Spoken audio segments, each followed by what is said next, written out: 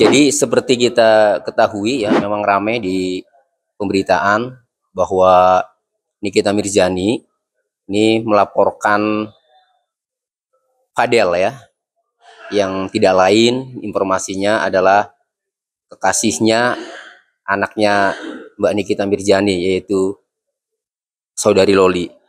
Nah, kalau yang dilaporkan itu adalah persetubuhan dengan anak ya, maka jika benar ya antara anaknya Mbak Nikita Mirzani, saudari Loli, dengan Fadel itu benar bahwa mereka telah melakukan persetubuhan, meskipun dilakukan suka sama suka, tetap itu melanggar Undang-Undang Perlindungan Anak. Jadi di dalam Undang-Undang Perlindungan Anak itu ada sanksinya, ketentuannya diatur di dalam pasal 81 Undang-Undang Perlindungan Anak, bahwa meskipun ya dilakukan ya tidak dengan kekerasan atau suka sama suka, ya di situ ada unsur bujuk rayu. Bujuk rayu itu begini, artinya pacarnya itu bisa mengajak Loli misalnya untuk melakukan persetubuhan dengannya. Nah, itu bisa dijerat. Jadi kesimpulannya, kalau memang benar ada persetubuhan, meskipun dilakukan suka sama suka, itu tetap bisa kena pidana. Ancaman hukumannya itu pasal 81 Undang-Undang Perlindungan Anak itu adalah paling lama 15 tahun penjara. Itu. Kemudian yang kedua, mengenai dugaan aborsi.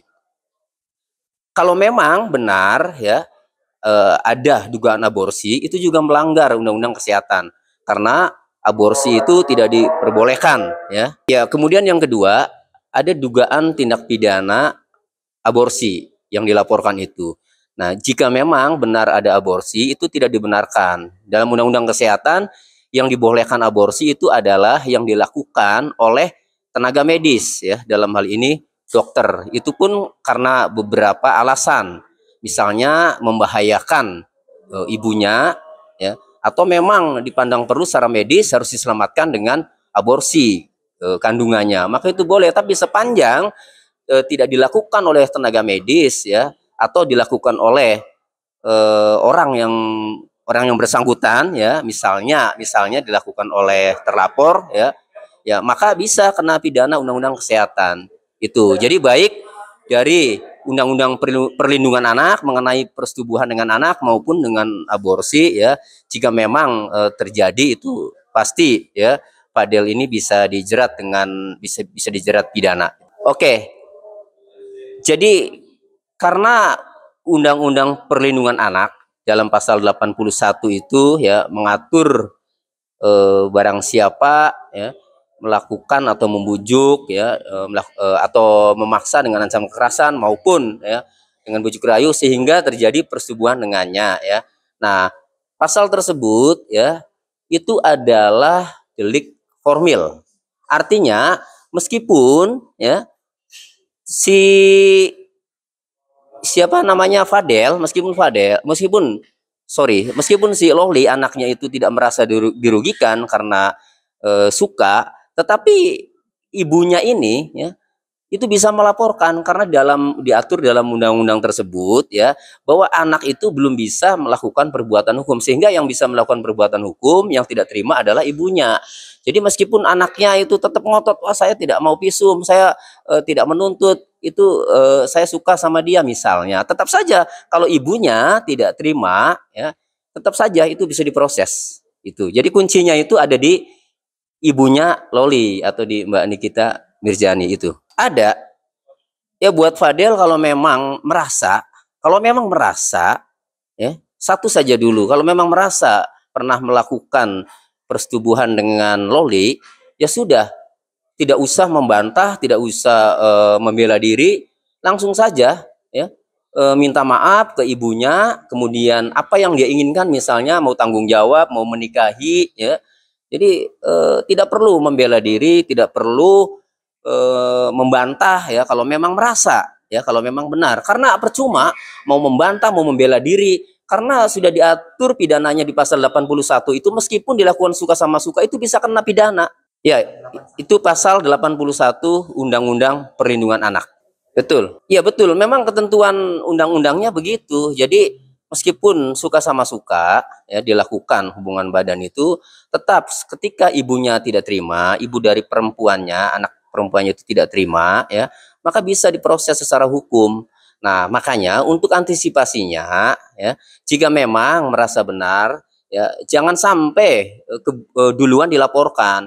Segera ya terang-terangan kepada orang tua korban atau orang tua perempuan, orang tua anak ya, segera terang-terangan lakukan itikat baiknya ya, bahwa sampaikan itikat baiknya bahwa memang suka sama suka, kemudian ingin tanggung jawab, ingin menikahi, itu harusnya.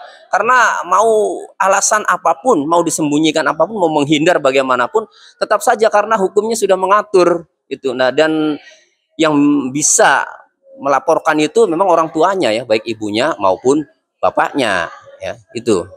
Ya, pasal itu kan tujuannya adalah untuk melindungi anak, namanya Undang-Undang Perlindungan Anak ya. Untuk melindungi anak dari ya tindakan-tindakan ya kekerasan seksual, kemudian eksploitasi anak. Nah, itu semangat Undang-Undang Perlindungan Anak itu dibentuk. Nah, jadi dulu mungkin sebelum ada Undang-Undang Perlindungan Anak itu kan diatur hanya di dalam KUHP ya. KUHP itu lebih umum. Nah, karena maraknya pergaulan ya pada pacaran, kemudian sampai berhubungan badan, makanya sampai ada kekerasan anak, eksploitasi anak, makanya dibuatlah Undang-Undang Perlindungan Anak. Jadi buat saya Undang-Undang Perlindungan Anak itu memang awalnya suatu solusi ya untuk melindungi anak ya dari segala tindakan-tindakan kekerasan maupun tindak-tindakan eksploitasi seksual maupun kekerasan seksual. Nah, sekarang setelah dibikin undang-undangnya, setelah jadi dan diterapkan, nah ketika memang banyak ya yang dirugikan karena rentan sekali kalau orang tuanya tidak terima bisa melaporkan.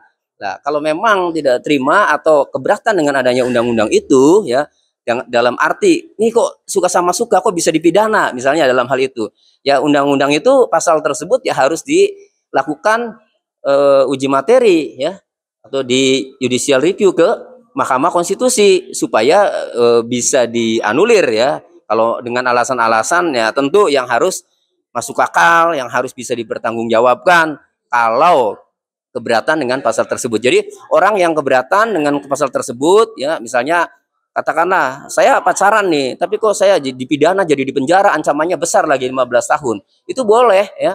Orang yang pernah dikenakan pasal tersebut ya karena pacaran itu boleh mengajukan ya JR atau judicial review ke Mahkamah Konstitusi ya, karena mereka sudah mengalami bahwa saya ini tidak melakukan kejahatan kan, menurut orang itu katakanlah yang saya lakukan suka sama suka, tetapi kata pasal 81 Undang-Undang Perlindungan Anak tersebut itu kejahatan ya terhadap anak meskipun dilakukan suka sama suka, karena akan masa depan anak ini akhirnya ya, jadi suram kan gara-gara masih usia gadis, masih belia ya, itu disetubuhi, akhirnya anak kehilangan lah keperawanannya, anak kehilangan masa depannya, tidak percaya diri lagi. Itu semangatnya. Jadi kalau tidak terima, ingat dulu tuh kan, semangatnya Undang-Undang Perlindungan Anak itu adalah untuk melindungi anak. Jadi ketika mau di JR atau di judicial review, nah itu pun harus ingat pasal itu kan itu.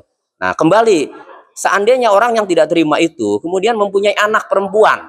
Nah, itu. Kemudian ya, anak perempuannya menjadi korban yang sama, serupa ya, mengalami hubungan seksual dengan pacarnya, anaknya masih gadis, masih sekolah lagi. Kira-kira apa yang dilakukan oleh orang tersebut yang tadinya mungkin tidak terima dengan pasal Undang-Undang Perlindungan Anak? Pasti akan melakukan hal yang sama.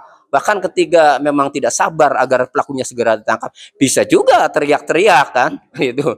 Nah, itu jadi tergantung kita pada di posisi mana ya. Pada intinya undang-undang itu bagus sebenarnya ya untuk melindungi anak ya untuk masa depannya itu.